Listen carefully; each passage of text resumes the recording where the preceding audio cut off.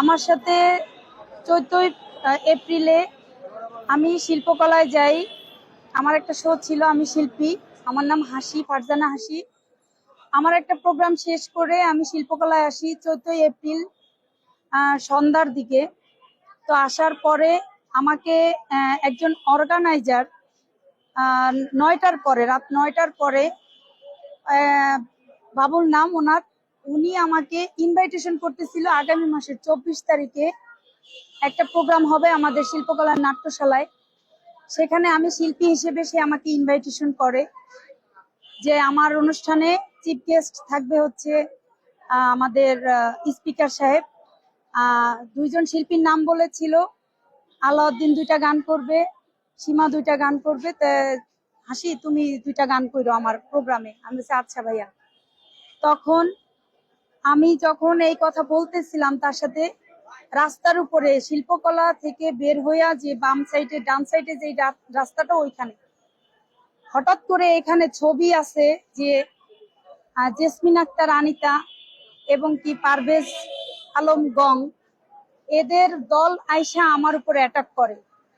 কারণ আমাকে কেন দাওয়াত দেওয়া হলো, ওই প্রোগ্রামে আমাকে কেন ইনভাইটেশন করা হলো? আমরা শিল্পীরা যদি এরকম রাস্তাঘাটে হেনস্থা হই, অপমানিত হই, আমাদের উপরে অ্যাটাক করে, আমাদের মারধর করে, আমরা শিল্পীরা কোথায় যায় দাঁড়াবো? আমাদের নিরাপত্তা কোথায়? আমাদের নিরাপত্তার জন্য আমরা বাঁচতে চাই, আমরা চলতে চাই, আমরা সমাজে বসবাস করতে চাই। এটার জন্য আজকে আমার এই সংবাদ সম্মেলন, এখানে এসে দাঁড়ানোর, প্রেস ক্লাবের সামনে আপনাদের সামনে এসে আমাদের মুখ খুলতে হচ্ছে। তো আমি একটাই বলবো যে আমরা শিল্পীরা যেন কোনো অবহেলিত না হই কোনো জায়গায়, সেই বিচারদের দাবি নিয়েই আমি এখানে আজকে দাঁড়াইলাম।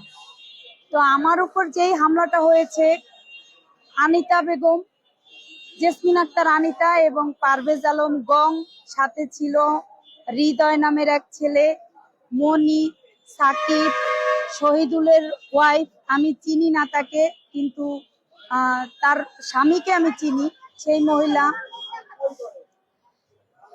তারপরে হচ্ছে সাকিব নামে এক ছেলে ছিল। এরা সবাই আইসা আমার উপরে অতর্কিত হামলা চালায় এবং আমাকে অনেক জখম করে। সেই ছবিগুলো আমি এখানে দিয়ে দিয়েছি এবং যারা আমাকে হামলা করেছে তাদের দুজনের নাম ছবি এখানে দেওয়া হয়েছে। কারণ সবার ছবি তো আর এখানে দেওয়া যাবে না। এরা হচ্ছে এদের গং, পারভেজ আলম এবং জেসমিন আক্তার আনিতার একটা গং। এই জেসমিন আক্তার আনিতার কুকর্মের কথা শিল্পকলার সবাই জানে। সে একজন দুশ্চরিত্র মহিলা, মানুষের কাছ থেকে হাতিয়ে এভাবে টাকা নেয় বিপদে ফেলায়া। আর হচ্ছে পারভেজ আলম, এরা হচ্ছে, আমার সাথে কোনো শত্রুতা ছিল না। হামলা হয়েছে এই যে আমাকে যে দাওয়াত করেছে তার প্রোগ্রামে, 24 তারিখের প্রোগ্রামে, আগামী মাসের, বাবুল আহমেদ, উনি আমাকে কেন দাওয়াত করলো? শিল্পীদেরকে কেন দাওয়াত করবে? এখন সে অর্গানাইজার, সে একটা শিল্পীর সাথে কথা বলতে পারবে না। এটার জের ধরে আমার উপর হামলা করছে। শিল্পীদের তো কোনো দোষ নাই।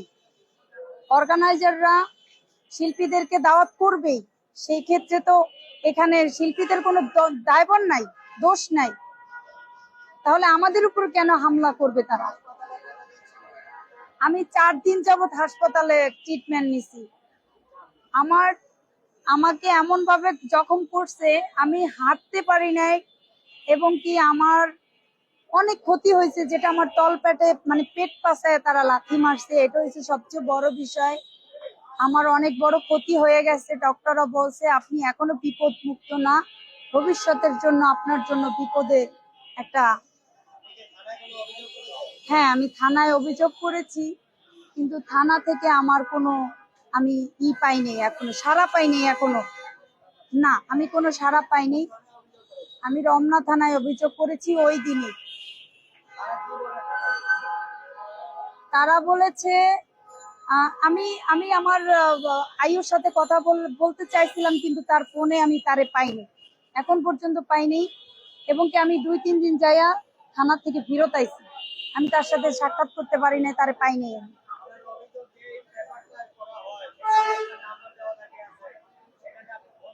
হ্যাঁ, আমি ফোন দিয়েছি।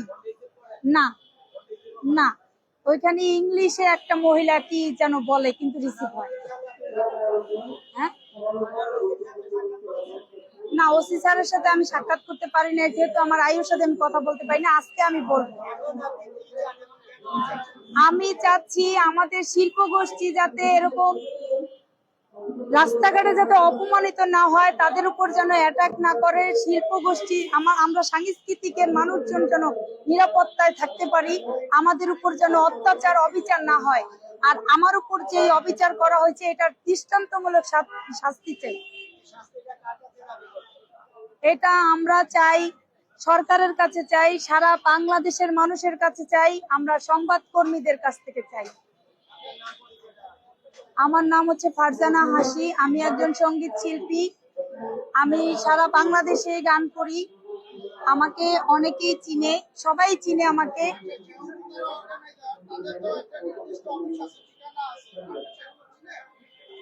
হ্যাঁ, হ্যাঁ, সরি, হ্যাঁ, হ্যাঁ, না, ওইখানে অফিসের ঠিকানা উল্লেখ করা হয়নি। আমি এটা করতে পারি না, কারণ তাদের সাথে আমার ওরকম যোগাযোগ হয় নাই। তখন আমি তখন অসুস্থ ছিলাম, আমি এটা করতে পারি নাই, এই উল্লেখটা করতে পারি নাই। তবে আমি সামনে থেকে করব এখন, যদি তারা আমার পাশে থাকে, ইনশাল্লাহ।